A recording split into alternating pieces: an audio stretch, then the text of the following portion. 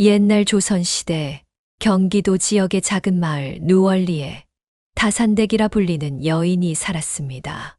이 다산댁은 30을 간 넘긴 나이에 이미 아들을 7이나 둔 장하디 장한 여인이었지요. 얼굴은 반달처럼 둥글고 볼은 복숭아처럼 발그레했으며 눈매는 정이 흐르는 샘물 같았고 웃을 때면 볼에 작은 보조개가 아이들 장난치듯 움푹 패였답니다. 키는 작은 편이었지만 출산을 여러 번 겪으며 허리는 탄탄해져 일을 할 때면 누구보다 부지런히 움직였습니다. 다산댁의 본명은 김씨였으나 마을 사람들은 그저 다산댁이라 불렀습니다.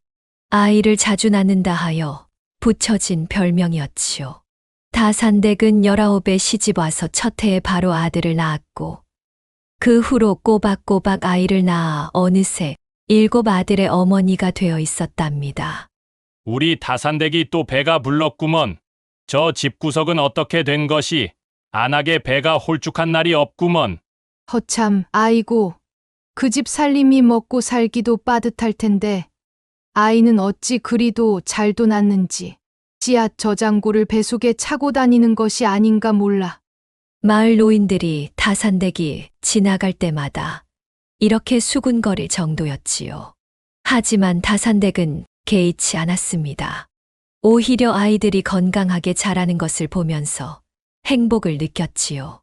다산댁의 남편 박서방은 누월리에서 태어난 지 35년이 된 성실한 농부였습니다. 키는 보통이었지만 어깨는 넓고 튼튼했으며 얼굴은 햇볕에 그을려 거무튀튀했습니다. 하지만 눈빛만은 맑은 샘물처럼 순수하고 따스했지요. 박서방은 부지런함으로 마을에서 소문이 자자했습니다. 날이 밝기도 전에 일어나 밭으로 나갔고 해가 질 때까지 일하는 성실함이 몸에 배어 있었지요. 박서방이 처음 다산댁을 본 것은 마을 장터에서였습니다. 꽃처럼 아름다운 17 처녀를 보고 첫눈에 반해 중매를 서게 했고 2달 후에 혼인을 하였지요. 박서방은 다산댁을 누구보다 아끼고 사랑했습니다. 비록 가난했지만 두 사람은 서로를 의지하며 단란한 가정을 꾸려나갔지요. 여보, 오늘 나물 캐러 갔다가 도라지를 한 움큼 캤어요. 오늘 저녁에 도라지 무침 해드릴게요. 정말 맛있겠구려. 고맙소. 밭일하다 보니 목이 탁해졌는데 도라지 무침이면 딱 좋겠구려. 이렇게 서로를 아끼는 부부였지만 살림살이는 늘 빠듯했습니다.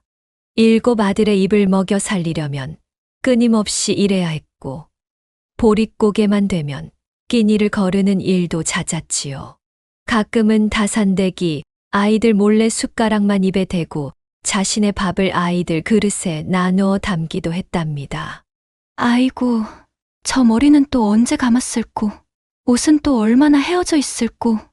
다산댁의 한숨 소리가 자주 들렸지만 그래도 아이들이 건강하게 자라는 것을 보면 이 모든 고생이 보람있다고 생각했지요. 큰아들은 14살로 이미 아버지를 도와 밭일을 하였고 둘째와 셋째도 집안일을 돕는 착한 아이들이었습니다. 그런데 어느 날 문 밖에서 계시오? 하는 목소리가 들려왔지요. 다산댁이 문을 열어보니 머리가 하얗게 서고 허리가 꼬부라진 할미가 서 있었습니다. 등은 새우등처럼 굽었지만 눈빛은 여우처럼 영리해 보였고 이마에는 주름이 깊게 폐어 세월의 무게를 고스란히 담고 있었지요. 거기 누구십니까? 우천에서 온 매파라오. 자네에게 좋은 일이 있어 찾아왔다네. 매파라 하니 다산댁은 무슨 일인가 싶었지요. 할미를 방으로 모시고 따뜻한 보리차 한 잔을 내왔습니다. 할미는 차를 한 모금 마시고 목소리를 낮추었지요. 우천에 허진사라는 만석군 부자가 있는데 데리릴 자식이 없어 씨바지를 찾고 있다네. 다산댁은 차를 마시다 사례가 들었습니다. 욱천이라면 40리나 떨어진 고을이었지요. 조선시대의 40리는 하루 종일 걸어야 하는 먼 거리였습니다. 아니, 그게 무슨 말씀이세요? 저는 이미 남편이 있는 몸인데. 매파 할미는 다산댁의 눈치를 살피며 조심스레 말을 이어갔습니다.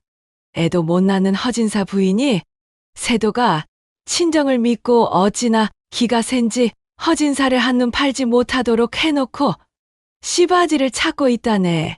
그 임무를 내가 맡았지만 조건이 얼마나 까다로운지 60리 안에 온 동네를 석 달이나 쏘다녀봐도 헛걸음만 했는데 강 건너 마을에서 다산댁 얘기를 듣고 이렇게 찾아왔네. 아이고 망측해라. 무슨 말씀을 그리 하신단 말이오? 저는 홀몸이 아니고 남편과 자식들이 있는 몸이라고요. 다산댁은 펄쩍 뛰었습니다. 허진사는 이 지역에서 이름난 부자였습니다. 땅도 많고 재산도 많았지만 후사가 없어 걱정이 많다는 소문은 들어본 적이 있었지요.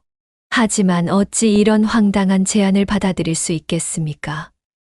다산댁은 바로 거절하려 했지만 매파 할미의 다음 말에 입을 다물 수밖에 없었지요. 허진사의 아들을 낳아주면 그 보상이 논 5마지기라네. 뭐라고요? 논 5마지기를 준다고요? 다산댁은 그 말에 눈이 휘둥그레졌습니다. 보릿고개가 올 때마다 초근목 피로 목숨을 이어가는 찢어지게 가난한 다산댁네에게 논 5마지기는 눈이 뒤집힐 정도로 엄청난 재물이었지요. 아이들이 서당에 다닐 수도 있고 끼니 걱정 없이 살 수 있는 재산이었습니다. 신중하게 한번 생각해 보시게. 그리 나쁜 조건은 아닐게야. 그럼 바깥 장반과도 잘 상의해 보고 나는 내일 아침에 다시 오겠네. 매파 할미는 그렇게 말하고 나루터 주막에서 하룻밤 묵기로 했습니다. 다산댁은 마음이 복잡했지요. 온종일 집안일을 하면서도 그 생각을 떨칠 수 없었습니다. 저녁 나절 화전 밭되기에서 콩을 뽑던 박서방이 지친 몸을 이끌고 집으로 돌아왔습니다. 다산댁은 밭에서 직접 캐온 고구마와 도라지로 저녁상을 차렸지요. 아이들이 모두 배불리 먹고 마당에서 놀고 있을 때 다산댁은 박서방을 방으로 불렀습니다. 여보, 할 말이 있어요. 무슨 일이오? 얼굴이 어두워 보이는구려. 다산댁은 입술을 깨물며 오늘 있었던 일을 차근차근 이야기했습니다. 박서방의 표정은 점점 굳어졌지요. 하지만 다산댁이 논 5마지기라는 말을 꺼내자 박서방의 눈빛이 흔들렸습니다. 여보, 저도 이게 말도 안 되는 이야기라는 것은 잘 알고 있답니다. 허나 아이들 생각을 하면 박서방은 한참을 말이 없었습니다. 다산댁도 더 이상 말을 잇지 못했지요. 그저 가만히 앉아 있는데 아이들의 웃음소리가 마당에서 들려왔습니다. 아이들의 웃음소리를 듣자 부부의 마음은 더욱 무거워졌습니다. 한참 후 박서방은 벽장에서 항아리를 꺼내 막걸리를 한 사발 따랐습니다. 평소 술을 즐기지 않는 박서방이었지만 오늘만큼은 술이 필요했지요. 그는 막걸리를 벌컥벌컥 들이켰습니다. 아이들 서당이나 보냈으면 내 한이 없겠네. 그러며 달동 같은 눈물을 떨어뜨렸습니다. 다산댁도 눈물이 핑 돌았지요. 없는 살림에 아이들 교육조차 제대로 시키지 못하는 처지가 너무나 서러웠습니다. 참말로 가도 좋다는 말이시오? 네, 어찌 보내고 싶겠소. 허나 우리 형편이 어떤지 당신도 알지 않소. 아이들 미래를 위해서라면. 박서방의 목소리가 떨렸습니다. 이미 14살인 큰아들도 글 공부를 제대로 못한 채 바칠만 하고 있었고 다른 아이들도 머지않아 같은 길을 걸을 것이었지요. 논 5마지기가 있다면 아이들을 모두 서당에 보낼 수 있고 기술이라도 배울 수 있게 할 수 있었습니다. 다산댁은 가슴이 미어지는 것 같았지요. 그날 밤 두 사람은 말없이 서로를 부둥켜 안고 눈물만 흘렸답니다. 아침이 되자 다산댁은 결심을 굳혔습니다. 아이들을 위해, 가족을 위해 이 어려운 결정을 내린 것이지요. 큰애야, 엄마가 급하게 친척집에 다녀올 일이 있구나. 엄마가 없는 동안 동생들 잘 돌보고 아버지 일 많이 도와드리렴. 네, 엄니, 걱정 마시고 다녀오셔요. 헌데, 얼마나 있다가 돌아오시는데요? 좀 오래 있을 수도 있어. 하지만 걱정 말 거라. 내일 마치자마자 곧바로 돌아오마. 그리 오래 걸리지 않을게야. 아이들을 하나하나 품에 안아주고 나서 다산댁은 보따리 하나를 챙겼습니다. 박서방은 마당에 서서 아내를 바라보았지요. 눈가에 맺힌 눈물을 삼키며 손을 흔들었습니다. 몸 조심하시오. 집 걱정은 말고 그저 몸만 건강히 돌아오시오. 다산댁은 매파 할미를 따라 길을 나섰습니다. 돌아서는 순간 뒤에서 다소 웅성거리는 소리가 들렸지요. 엄마, 어디 가세요? 저도 같이 갈래요. 막내가 울며 뛰어나오는 소리에 다산댁은 발걸음을 멈추었습니다. 하지만 매파 할미가 등을 떠밀었지요. 어서 가시게. 뒤돌아보지 말고 이럴 때일수록 마음을 굳게 먹어야 해. 다산댁은 눈물을 삼키며 걸음을 재촉했습니다. 가는 사람이나 남아있는 식구들이나 눈물바다가 되었지요. 40리 길은 결코 쉽지 않았습니다. 때로는 비탈길을 오르고 때로는 개울을 건너야 했지요. 매파 할미는 나이가 들었지만 의외로 걸음이 빨랐습니다. 중간에 주막에서 잠시 쉬어 점심을 먹고 다시 길을 나섰지요. 할매, 허진사댁은 어떤 집안인가요? 허진사 집안은 3대째 부자로 살고 있지. 허진사 조부께서 장사로 큰 돈을 벌었고 두 친이 그 돈으로 땅을 많이 샀어.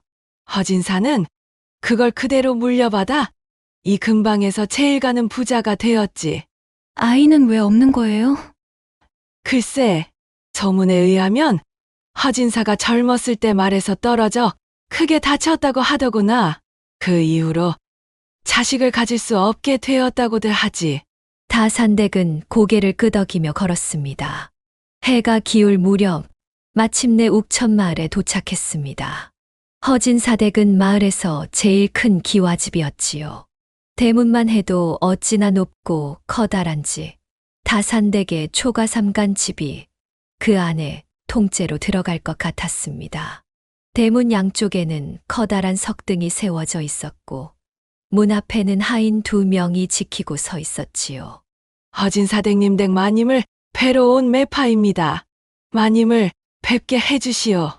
아내 모실 분을 모시고 왔소. 하인들은 고개를 숙이며 문을 열어주었습니다.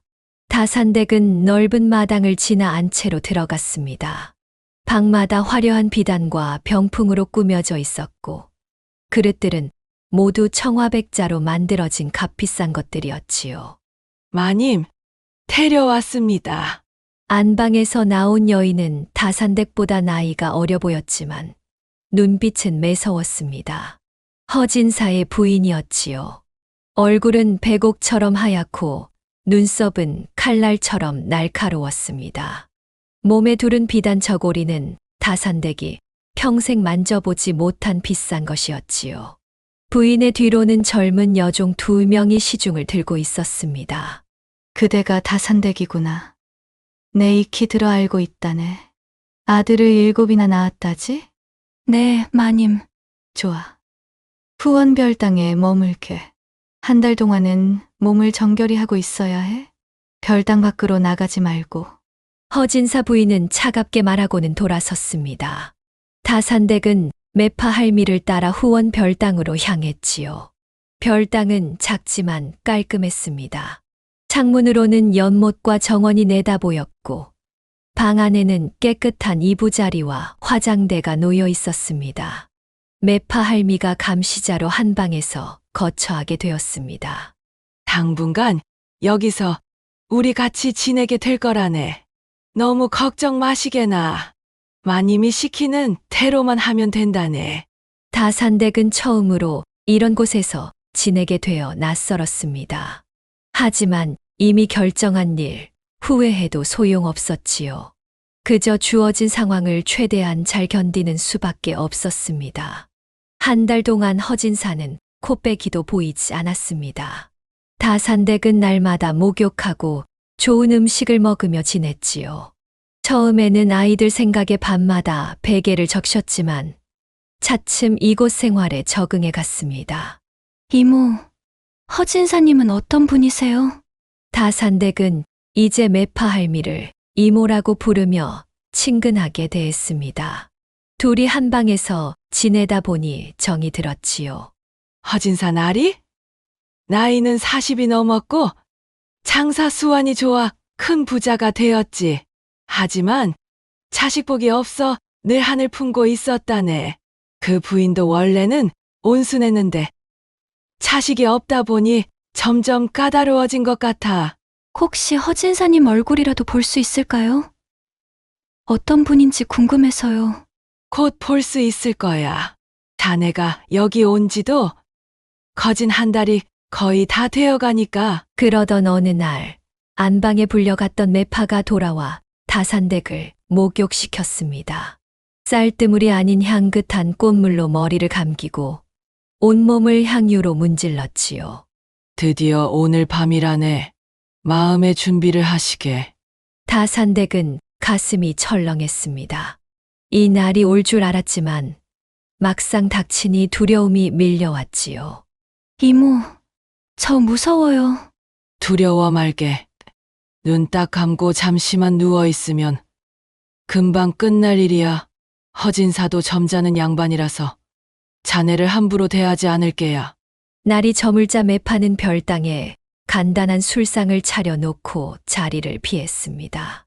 촛불을 밝혀놓은 방에 다산댁은 홀로 앉아 기다렸지요. 잠시 후 도포자락을 잡고 어흠어흠 헛기침을 하며 허진사가 들어왔습니다. 허진사는 생각보다 야위고 왜소했습니다. 어깨는 좁고 얼굴은 창백했지요. 나이보다 더 늙어 보였고 눈빛에는 불안함이 어려 있었습니다. 부끄러워 얼굴도 들지 못한 채 다산댁이 촛불을 껐습니다. 저 처음 뵙겠습니다. 그래. 허진사의 목소리는 가늘고 힘이 없었습니다. 부스럭부스럭 옷 벗는 소리가 요란하더니 다산댁의 옷고름을 풀었습니다. 다산댁은 눈을 감고 있었지만 허진사의 숨소리가 거칠지 않고 가늘게 새어 나왔습니다. 에게게. 다산댁은 속으로 한숨을 토했습니다. 가냘픈 몸매의 허벅지는 남편 박서방의 팔보다 가늘었습니다. 허진사가 다산댁 손을 끌어당겨 다산댁이 허진사의 아래를 잡자 꼬마 아이만한 것이 심지어 그것조차 제대로 일어서지 않았답니다. 조몰락조몰락 억지로 일으켜 놓았더니 올라와 토끼처럼 깜짝대고는 나가 떨어져 버렸답니다. 미안하오. 오늘은 내가 많이 피곤하구려. 허진사는 그렇게 중얼거리더니 옷을 챙겨 입고 나가버렸습니다. 다산댁은 멍하니 누워있다가 그만 울음을 터뜨리고 말았지요. 만약 아이를 갖지 못하면 모든 것이 헛수고가 될 테니까요. 이모, 이걸 어쩌면 좋아요? 허진사님이 글쎄. 다음 날 아침 다산댁은 매파 할미에게 밤에 있었던 일을 털어놓았습니다. 할미는 한숨을 쉬며 고개를 저었지요. 그럴 줄 알았어. 허진사는 자식을 가질 수 없는 몸이야. 10년 전에 말해서 떨어져 그곳을 크게 다쳤다더니만 결국 재구실을 못하게 된 게로구만. 그럼 어떻게 해요? 저는 눈 5 맞이기를 받으려면 아이를 가져야 하는데. 내 다른 방법을 찾아볼 터이니 자네는 우선 허진사를 잘 모시도록 하게나. 닷새도리로 허진사가 다녀갔지만 매번 같은 일의 반복이었습니다. 한 달이 더 지나도록 다산댁의 배는 불러오지 않았지요. 이대로 가다가는 허진사 부인의 노여움을 사게 될 것이 분명했습니다. 이모, 허진사님이 그러니 제가 어떻게 아이를 가질 수 있겠어요? 이대로는 시간만 지나가다 마님의 분노를 사게 될 것 같아요. 다산댁이 걱정스러운 얼굴로 매파 할미에게 걱정을 털어놓았습니다. 역시 허진사로는 아이가 들어설 수 없겠구나. 이걸 어찌할꼬. 아들을 못 낳아주면 자네는 논 5마지기를 못 받고 나는 논 1마지기를 못 받게 된다네. 한숨을 길게 토하며 매파 할미가 말했습니다. 다산댁은 점점 초조해졌습니다. 집에 있는 아이들과 남편 생각에 밤마다 눈물을 흘렸지요.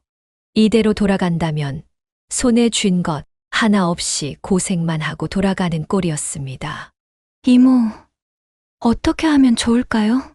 매파 할미는 한참을 생각하더니 낮은 목소리로 말했습니다. 방법이 하나 있긴 한데 무슨 방법인데요? 내가 사람 하나를 알고 있네. 젊고 건장한 사내야. 그 사람이라면 자네를 도울 수 있을 거야. 그게 무슨 말씀이시죠?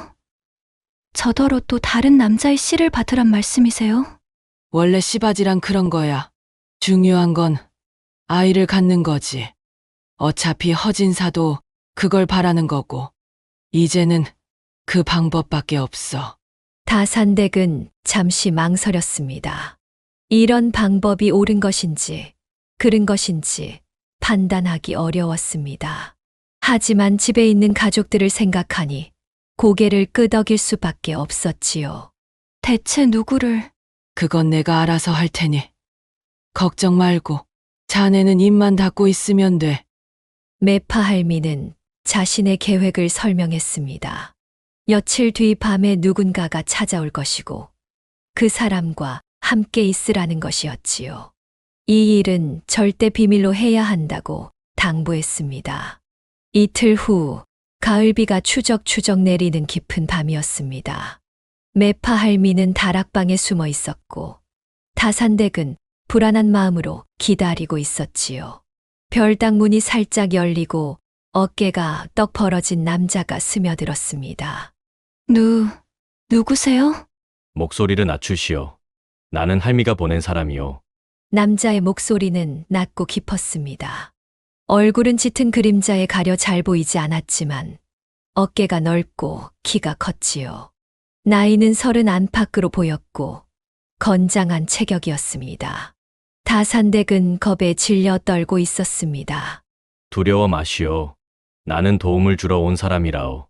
다치게 하지 않을 테니 걱정 마시오. 남자는 천천히 다가왔습니다.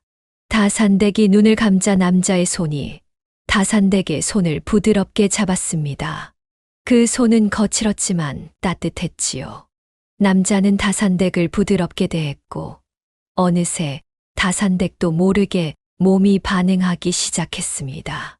다산댁과 그 남자는 어찌나 거세게 운우의 정을 나누는지 다락에 쪼그리고 앉은 매파 할미도 후끈 달아올랐습니다.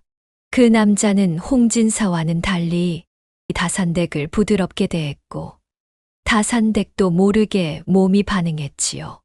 이렇게 하면 아이를 가질 수 있을까요? 남자는 다산댁의 귓가에 속삭였습니다. 걱정 마시오. 분명 좋은 결과가 있을게요. 그 후로도 일주일에 2번씩 그 남자가 밤중에 찾아왔습니다. 매번 매파 할미는 다락방에 숨어 지켜보았지요. 2달이 지나자 다산댁의 배가 슬슬 불러오기 시작했습니다. 어느 날 밤 다산댁은 용기를 내어 남자의 얼굴을 보고자 촛불을 밝혔습니다. 아니, 당신은 남자의 얼굴을 본 다산댁은 깜짝 놀랐습니다. 그 남자는 다름 아닌 매파 할미의 손자였지요. 마을에서 장사를 하는 건장한 청년이었습니다. 결국 내 정체를 알아버렸구려. 당신이 왜 이런 일을? 할미의 간곡한 부탁이 있었고, 그리고 사실은 당신을 처음 본 날부터 마음이 끌렸소.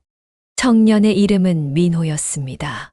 그는 옥천장터에서 곡식 장사를 하는 청년으로 매파 할미의 외손자였지요.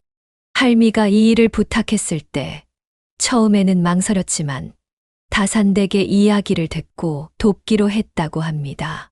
그래도 이건 잘못된 일이에요. 나도 잘 알고 있소. 하지만 이미 시작한 일, 끝까지 도와드리고 싶소. 다산댁은 얼굴이 붉어졌습니다. 하지만 곧 자신의 처지를 생각하고 마음을 다잡았지요. 난 이미 결혼한 몸이에요. 아이들도 있고요. 그 점도 잘 알고 있소. 하지만 이건 그저 계약일 뿐이요. 당신이 아이를 갖게 되면 나는 자연스럽게 사라질게요. 이렇게 둘의 비밀스러운 만남은 계속되었습니다. 3달이 지나자 다산댁의 배는 확연히 불러왔고 허진사 부인도 이 사실을 알게 되었지요. 드디어 아이를 가졌구나. 좋아. 잘했구나, 잘했어. 허진사 부인은 다산댁의 배를 보고 기뻐했습니다. 그리고 허진사에게도 이 소식을 전했지요. 허진사는 미심쩍은 표정이었지만 자신의 아이를 가졌다고 생각하니 기쁨을 감추지 못했습니다. 그래. 잘 돌봐주게. 아들을 낳으면 약속대로 논 5마지기를 주겠네. 다산댁은 이제 별당에서 나와 안채 옆 작은 방으로 옮겨졌습니다. 음식도 더 좋아졌고 하인들도 공손하게 대했지요. 하지만 다산댁의 마음은 복잡했습니다. 자신이 하고 있는 일이 과연 옳은 것인지 밤마다 고민했습니다. 이모, 저 정말 아이를 가지면 집으로 돌아갈 수 있는 거예요? 물론이지. 허진사는 신의가 있는 사람이야. 약속한 대로 해줄 거야. 매파 할미는 다산댁을 안심시켰습니다. 하지만 다산댁은 자신의 뱃속 아이가 누구의 아이인지 알기에 더욱 불안했지요. 그리고 민호에 대한 감정도 점점 복잡해졌습니다. 단지 계약이라고 생각했지만 어느새 그에게 정이 들고 있었던 것입니다. 배가 불러올수록 민호는 더 이상 찾아오지 않았습니다. 다산댁은 그것이 당연하다고 생각하면서도 한편으로는 서운했지요. 그러던 어느 날 매파 할미가 작은 쪽지를 전해주었습니다. 민호가 이걸 전해주라고 하더구나. 쪽지에는 짧은 글이 적혀 있었습니다. 건강하게 아이를 낳으시오. 멀리서나마 당신과 아이의 행복을 빌겠소. 다산댁은 쪽지를 품에 넣었습니다. 이제 민호를 다시 볼 일은 없을 것입니다. 그저 논 5마지기를 받아 집으로 돌아가 가족들과 함께 살아갈 일만 남았지요. 10달이 지나고 다산댁은 드디어 진통을 느꼈습니다. 허진사 집안에서는 최고의 산파를 불러와 출산 준비를 했지요. 밤새 진통을 겪은 끝에 다산댁은 건강한 사내 아이를 낳았습니다. 아들이다, 아들. 허진사 집안에는 기쁨이 가득했습니다. 허진사는 아들을 품에 안고 눈물을 흘렸지요. 비록 자신의 피가 섞이지 않은 아이라는 것을 어렴풋이 의심했지만 대를 잇게 되었다는 사실 하나만으로도 기뻤던 것입니다. 약속대로 논 5마지기의 문서를 준비했네. 아이가 1달이 되면 가져가도록 하게. 허진사는 약속을 지켰고 다산댁은 산후조리를 마친 후 재산을 가지고 집으로 돌아갈 준비를 했습니다. 아이는 허진사의 집안에 남아 대를 이을 아들로 자라게 될 것입니다. 다산댁, 아이를 두고 떠나는 그 마음, 내 어찌 모르겠나만 집에 있는 다른 아이들을 생각하시게. 매파 할미는 심란해하는 다산댁을 타일렀지요. 아이를 두고 가는 것이 가슴 아프지만 제 자식들을 위해서는 이렇게 해야 해요. 그래도 이 아이는 부족함 없이 자랄 테니 그걸로 위안을 삼으렵니다. 다산댁은 마지막으로 아이를 품에 안아보았습니다. 그리고 아이의 작은 주먹을 꼭 쥐고 작별 인사를 했지요. 건강하게 자라거라. 이 어미가 멀리서나마 너를 응원하마. 그렇게 다산댁은 논 5마지기의 문서를 품에 안고 집으로 돌아갔습니다. 박서방과 아이들은 다산댁을 보자 눈물을 쏟으며 반겼지요. 임자, 고생 많았구려. 내 그동안 단 하루도 편히 잠들지 못했다오. 아니에요. 다행히도 잘 지내다 왔답니다. 이제 우리 아이들을 서당에 보낼 수 있게 되었어요. 다산댁 부부는 허진사가 준 재산으로 살림을 일으켰고 아이들은 모두 서당에 다니게 되었습니다. 큰아들은 글 공부를 하면서 장사에도 재능을 보였고, 다른 아이들도 각자의 재능을 살려 성장했지요.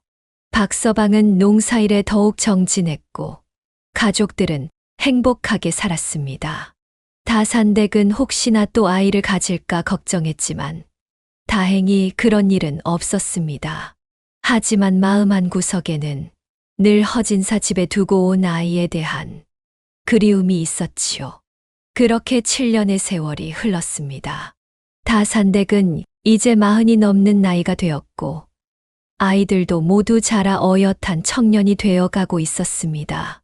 어느 날 다산댁은 욱천장을 보러 가게 되었습니다. 오랜만에 방문한 욱천마을은 여전히 번창했고 장 터는 사람들로 붐볐지요.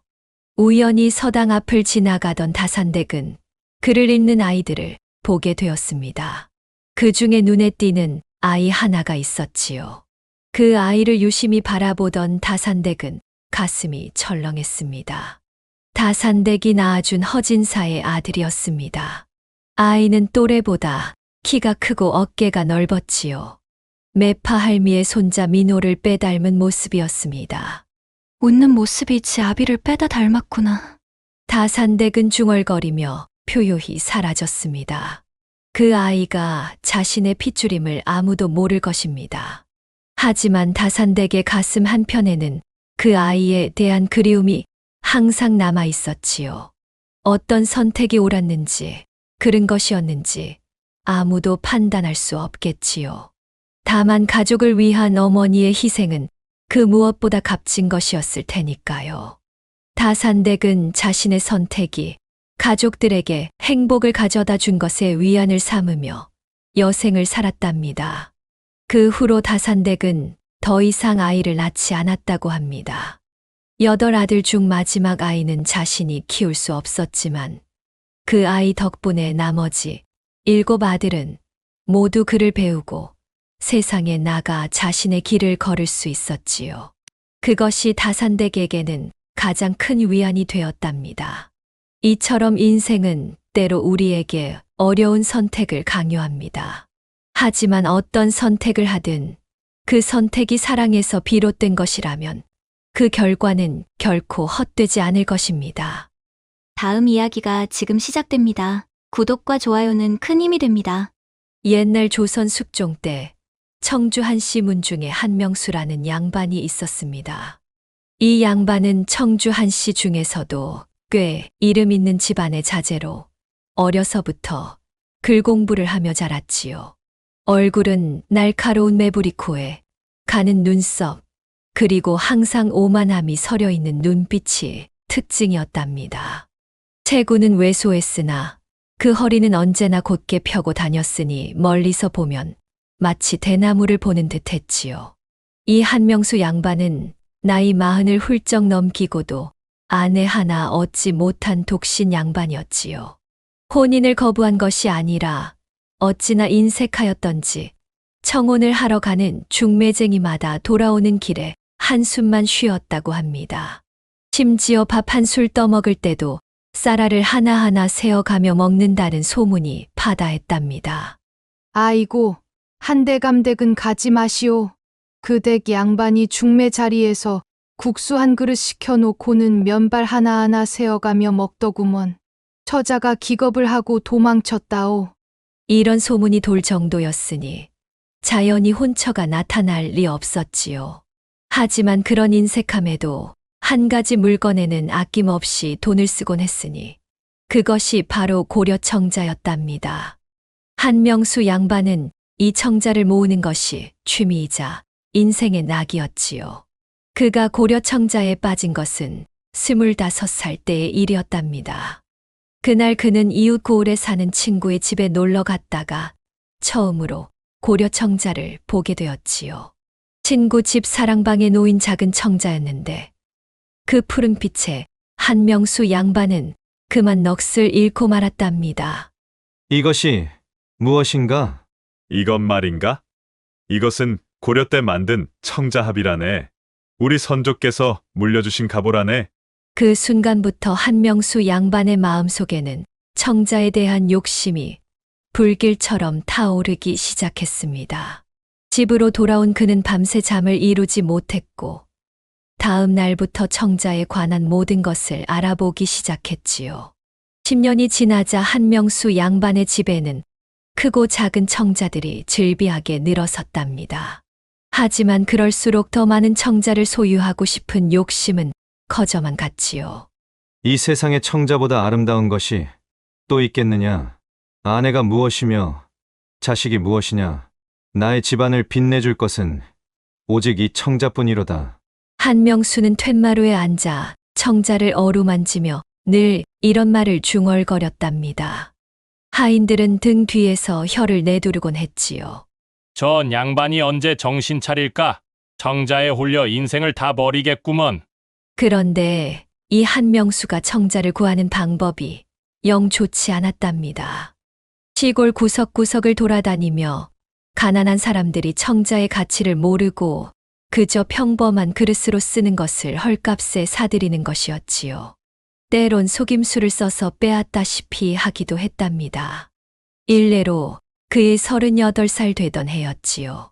전라도 어느 시골 마을을 지나다 한 과부의 집에 들렀습니다. 그 집 안주인이 밥을 차려주었는데 밥그릇으로 쓰이던 것이 분명 고려청자였던 것입니다. 한명수는 그 자리에서 눈을 반짝이며 꾀를 내었지요. 여보시오, 이 그릇은 어디서 손에 넣은 것이오? 이거요? 시어머니께서 물려주신 건데 무슨 연유로 물으시나요? 한명수는 잠시 고민하더니 갑자기 눈을 크게 뜨며 외쳤답니다. 이 그릇에서 독이 피어나고 있소. 당장 버리지 않으면 큰일 날 것이오. 과부는 기겁을 하며 그릇에서 밥을 쏟아냈지요. 한명수는 이때다 싶어 친절한 척하며 말했답니다. 내가 위험을 무릅쓰고 처리해 주겠소. 여기 쌀 한 마를 드릴 테니 그 그릇을 내게 주시오. 이렇게 속여 빼앗아온 고려청자였지요. 과부는 나중에 속은 것을 깨달았지만 이미 한명수는 멀리 떠나버린 후였답니다. 또 한 번은 전라도 어느 마을에서 한 농부가 청자의 된장을 담아 먹는 것을 보고는 그 그릇은 죽은 이의 영혼이 깃든 불길한 물건이니 당장 나에게 넘기시오. 내가 절에 가져가 위독한 죄를 올리겠소. 라며 겁을 주어 빼앗기도 했지요. 이런 총구석에서 보물을 찾아내는 재미가 쏠쏠하구나. 한명수는 이렇게 허풍을 떨었지만 사실 그의 행동은 자신의 욕심으로 인해 가난한 사람들의 가보를 빼앗는 것이나 다름없었답니다. 양반들 사이에서도 한명수의 이런 행태는 눈살을 찌푸리게 했지요. 저 한명수란 작자는 파리 똥구멍에서도 꿀을 빨아먹을 놈일세. 청자 하나 얻으려고 과부와 고아의 것까지 빼앗는다니 무슨 양반이 저러한가? 하지만 한명수는 이런 비난에도 아랑곳하지 않았습니다. 오히려 더 많은 청자를 얻기 위해 전국 방방곡곡을 누렸지요. 그의 집 사랑방에는 어느새 크고 작은 청자들이 가득 들어차 있었답니다. 하지만 욕심이란 채울수록 더 커지는 법. 한명수의 청자에 대한 탐욕은 날이 갈수록 깊어만 갔습니다. 그러던 어느 날이었습니다.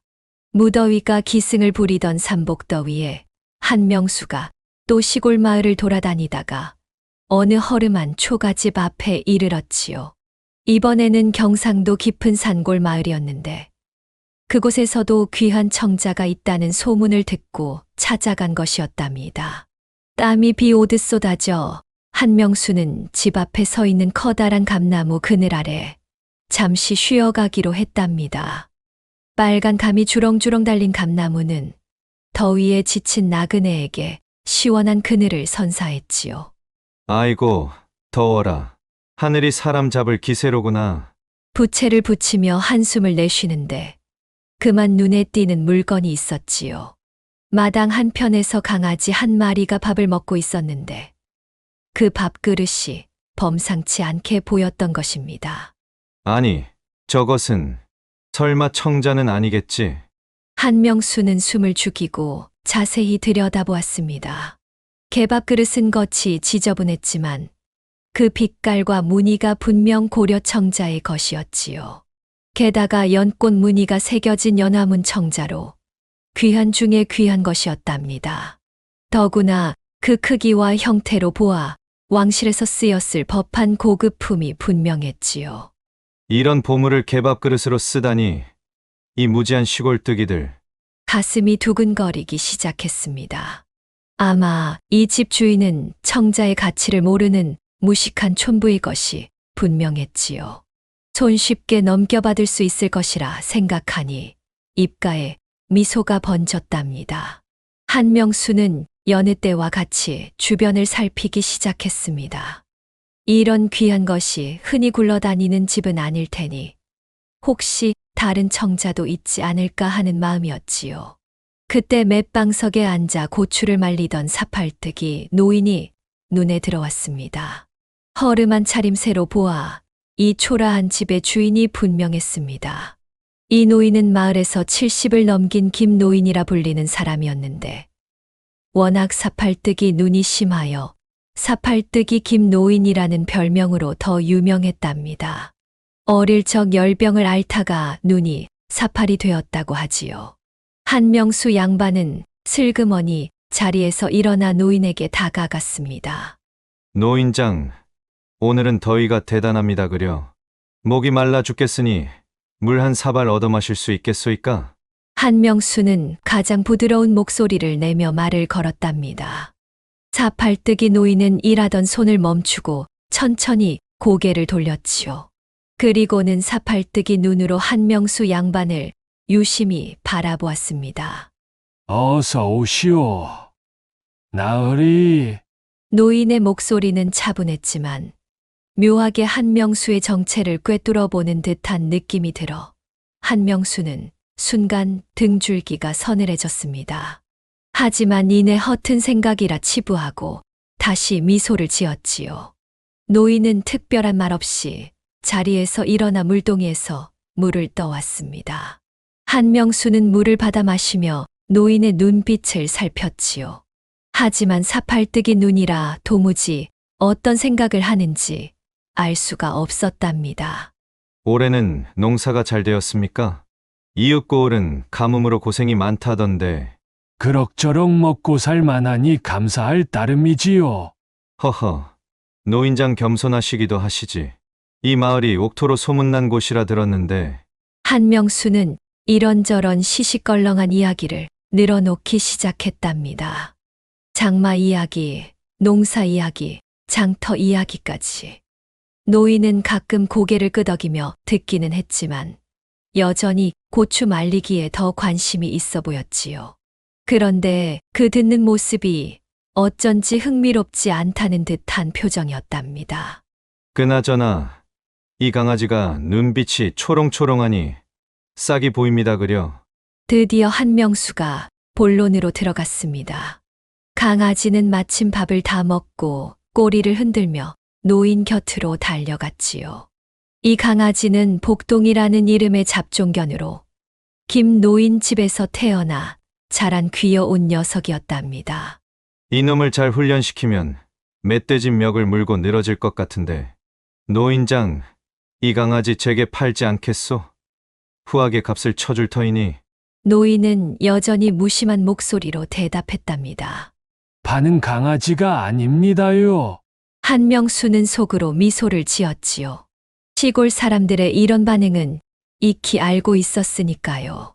처음에는 모두 이렇게 시큰둥하다가도 돈 액수를 올리다 보면 언제 그랬냐는 듯이 팔아넘기곤 했답니다. 노인장, 그러지 마시고 제가 은 10냥을 드리리다.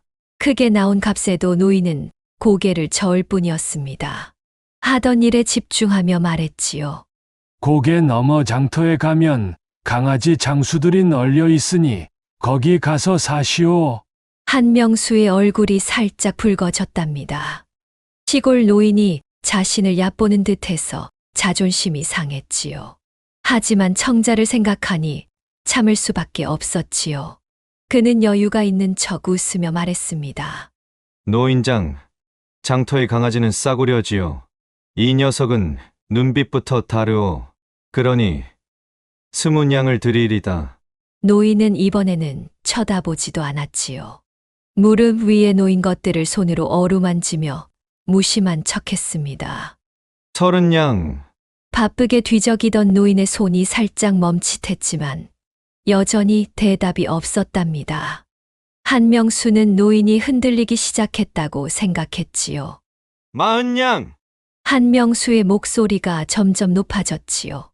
보통 때 같으면 10냥에도 팔지 못해 안달이 났을 시골 사람들인데 이 노인은 도무지 마음을 읽을 수가 없었답니다.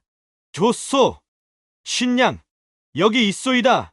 이 강아지 데려갑니다. 한명수는 주머니에서 돈주머니를 꺼내 힘주어 내밀었지요. 50냥이면 암소 한 마리를 사고도 남을 돈이었습니다. 이런 돈이면 촌부는 당장에 넘어갈 것이라 생각했지요. 이제야 노인이 하던 일을 멈추고 천천히 일어섰답니다. 돈주머니를 받아 꼼꼼히 세어보더니 주머니에 넣으며 말했지요. 별 양반 다 보겠네. 그 강아지가 그렇게 갖고 싶으면 데려가시오. 한명수는 속으로 쾌재를 불렀습니다. 드디어 청자를 손에 넣을 수 있게 된 것이지요. 그는 얼른 강아지를 안아 들고는 슬그머니 개밥 그릇도 집어들었답니다. 그런데 그 순간 노인의 손이 번개처럼 빠르게 움직였답니다. 한명수가 미처 그릇을 들어올리기도 전에 노인은 이미 청자 그릇을 낚아챘지요. 나는 강아지만 팔았지. 밥그릇까지 판 것은 아니외다. 노인의 목소리는 여전히 담담했지만 어쩐지 비웃는 듯한 기색이 묻어났답니다. 한명수는 당황한 기색을 감추지 못했지요. 이까지 개밥그릇 끼워서 주지 않고 노인장 그리 인색하시면 되겠소. 이까지 시라니요. 연화문 고려 청자 접시는 우리 집 가보입니다. 순간 한명수의 얼굴이 하얗게 질렸답니다. 노인이 청자의 가치를 알고 있었다니.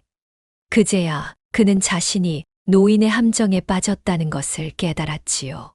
사팔뜨기 눈에서 이제는 날카로운 빛이 번뜩였답니다. 그제서야 한명수는 자신이 완전히 속았다는 사실을 깨달았지요. 50냥이라는 거금을 날린 것도 황당했지만 더 황당한 것은 시골 사팔뜨기 노인에게 그런 식으로 당했다는 사실이었습니다. 나를 속였군. 내 돈을 돌려주시오. 속였다뇨. 양반께서 자진해서 강아지의 50냥을 부르셨고 저는 그 값에 팔았을 뿐인데요. 그렇지만 그 청자는 처음부터 팔지 않겠다고 했소이다. 양반님께서는 강아지만 사셨지요. 한명수는 땅이 꺼져라 한숨을 내쉬며 발길을 돌렸지요. 강아지를 안은 채 터벅터벅 걸어가는 그의 뒷모습이 초라해 보였습니다. 노인은 그제야 고개를 돌려 소리쳤답니다. 얘야, 낚싯밥이 떨어졌다. 그러자 안채에서 며느리 순자가 생글생글 웃으며 다른 강아지 한 마리를 안고 나왔지요. 이 강아지는 방금 팔아넘긴 복동이의 쌍둥이 형제였답니다. 아버님, 오늘은 또 어떤 양반을 낚으셨나요? 이번에는 큰 물고기를 낚았다. 50냥이나 받아내지 않았느냐? 아이고, 어찌나 통쾌한지. 50냥이라니. 암소 한 마리 값이 아니더냐? 노인과 며느리는 서로 마주보며 깔깔 웃음을 터뜨렸답니다. 이렇게 욕심 많은 양반들의 속을 시원하게 뽑아내는 것이 그들의 소소한 재미였지요. 이렇게 사팔뜨기 노인은 욕심 많은 양반의 속을 보기 좋게 뽑아버렸답니다. 시골 사람들을 무시하고 헐값에 귀한 물건을 빼앗으려 했던 한명수는 결국 50냥이나 되는 큰 돈을 날리고 말았지요. 그 뒤로 한명수는 다시는 그 마을 근처에 얼씬도 하지 않았다고 합니다. 하지만 이 이야기는 삽시간에 퍼져나가 온 고을 사람들의 웃음거리가 되었지요. 양반이라고 다 똑똑한 게 아니요. 시골 사람이라고 다 무식한 게 아니라는 교훈을 남기며 말입니다. 아버님, 이제 양반들이 소문을 듣고 우리 마을에 안 오면 어쩌지요? 허허, 그럴 리가 있겠느냐. 세상에는 아직도 욕심 많은 양반들이 수두룩하니 앞으로도 우리 강아지들이 할 일이 많을 게다. 노인과 며느리는 그렇게 말하며 또다시 웃음을 터뜨렸답니다. 그들의 웃음소리는 무더운 여름 하늘을 시원하게 가르며 울려 퍼졌지요.